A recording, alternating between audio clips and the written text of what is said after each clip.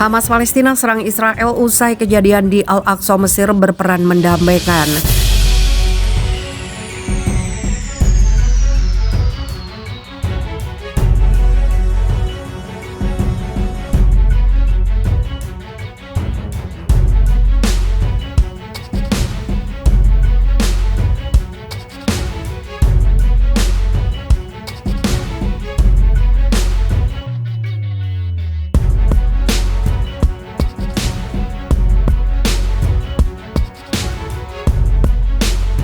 Ketegangan sekali lagi meningkat antara Hamas dan Israel selama 2 pekan terakhir. Serangan Israel di komplek Masjid Al-Aqsa, Yerusalem Timur yang diduduki memicu penembakan roket dari Gaza ke Israel. Lalu Israel balas menyerang jalur Gaza yang terkepung dengan serangan udara. Kekhawatiran akan adanya perang baru meningkat di kalangan negara-negara tetangga dan rumpun Arab. Kali ini Hamas dan Israel sama-sama bersandar lagi kepada pihak ketiga yang terpercaya, yaitu negara Mesir. Kairo sebelumnya telah memainkan peran penting untuk menengahi Hamas dan Israel dalam mencapai kesepakatan gencatan senjata setelah serangan Tel Aviv di Gaza pada Mei 2021. Mesir juga berhasil mengenai faksi Palestina dengan Israel selama serangan sebelumnya di wilayah tersebut. Posisi negara itu tegak berdiri di tengah pihak berseteru. Penduduk Mesir berpartisipasi dalam rekonstruksi Gaza setelah serangan tahun 2021.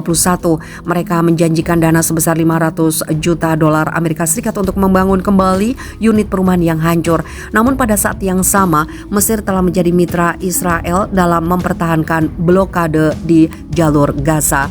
Mereka bahkan membantu Israel menghancurkan terowongan penyelundupan yang merupakan jalur senjata dan pasokan penting bagi Hamas dan Palestina untuk menghindari blokade.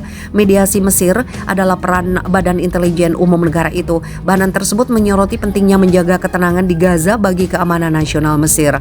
Meski begitu, Hamas menghargai upaya dan peran yang dimainkan Kairo untuk mengurangi ketegangan antara Gaza dan Israel.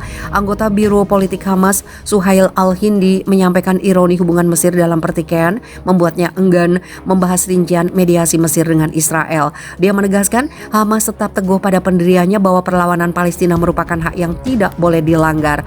Hamas telah menggunakan saluran komunikasi itu untuk memberitahu Israel bahwa Al-Aqsa adalah tanda merah dan perlawanan memiliki hak untuk membela rakyatnya, ujar Al-Hindi dilansir pikiranrakyat.com dari Al Jazeera.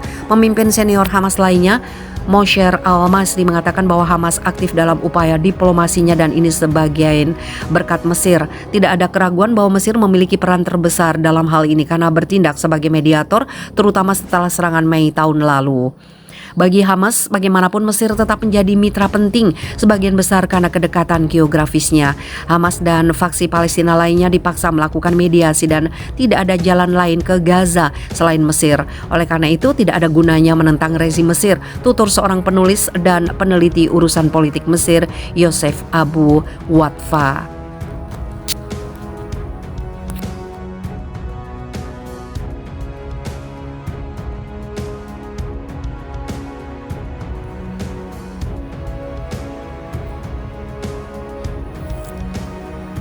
Di tengah gempurannya ke Palestina, Israel mendadak diserang wabah hepatitis langka. Di tengah serangan Israel ke warga Palestina di Masjid Al-Aqsa, Israel ternyata tengah dilanda wabah hepatitis akut yang menyerang anak-anak di sana. Kementerian Kesehatan di Israel saat ini sedang melakukan pemeriksaan kasus anak-anak dengan peradangan hati parah yang terjadi dalam beberapa bulan terakhir. 2 di antara anak-anak yang terserang hepatitis bahkan mengalami gagal hati yang menyebabkan harus dilakukannya transplantasi hati. Menanggapi wabah hepatitis yang menimpa ini, dokter di Israel diamanatkan untuk mewaspadai gejala khusus yang terjadi pada anak-anak. Kebijakan pun kemudian diambil untuk menghadapi wabah ini. Menurut keterangan dokter setempat, demi menghadapi wabah ini, setiap anak-anak dengan usia di bawah 16 tahun harus dibawa ke rumah sakit untuk dilakukan pengujian lebih lanjut. Sebab wabah hepatitis yang menimpa Israel sampai hari ini tidak diketahui sebabnya. Hal itu dikonfirmasi oleh Profesor Ronen Arnon, Direktur Unit Hati Pediatrik di Ramban Healthcare Camps di Haifa. Benar bahwa sumber wabah hepatitis pada anak-anak Israel sampai saat ini belum diketahui apa penyebabnya. Saat ini sumber wabah tidak jelas. Penyebab penyakit ini diduga virus yang belum teridentifikasi. Meski belum jelas apakah itu virus baru, ucap Arnon seperti dikutip Hops.id dari laman Haaretz pada Jumat 22 April. Meski menurutnya hepatitis parah dengan etiologi yang tidak diketahui sebabnya sebenarnya bukan hal baru, tetapi menurut Arnon, lonjakan kasus dalam waktu yang relatif dekat ini memerlukan perhatian khusus.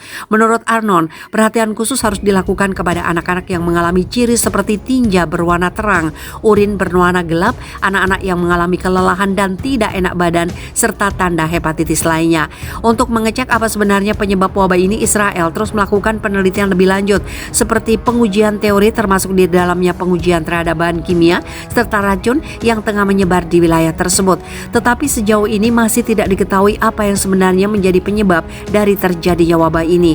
Vaksin COVID juga dianggap tidak mungkin menjadi penyebab terjadinya wabah sebab menurut keterangan Profesor Eyal Steyer, semua anak-anak di rumah sakit berusia di bawah batas usia yang diperbolehkan untuk mendapat vaksin sehingga dapat dipastikan bukan vaksin COVID penyebabnya.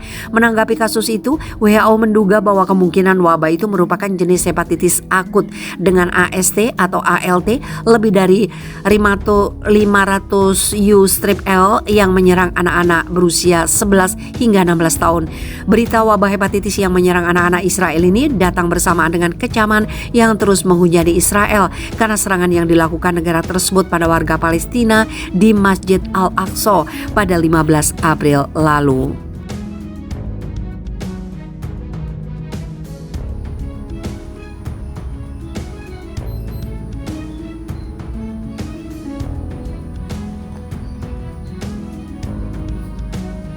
Iran sudah bidikkan rudalnya ke situs senjata nuklir Israel.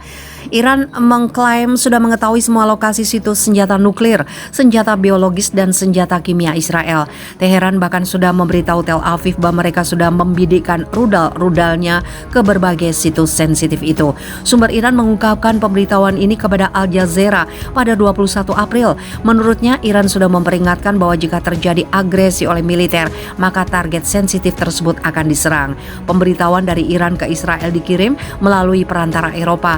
Itu termasuk peta yang menunjukkan di mana semua target yang dimaksud berada.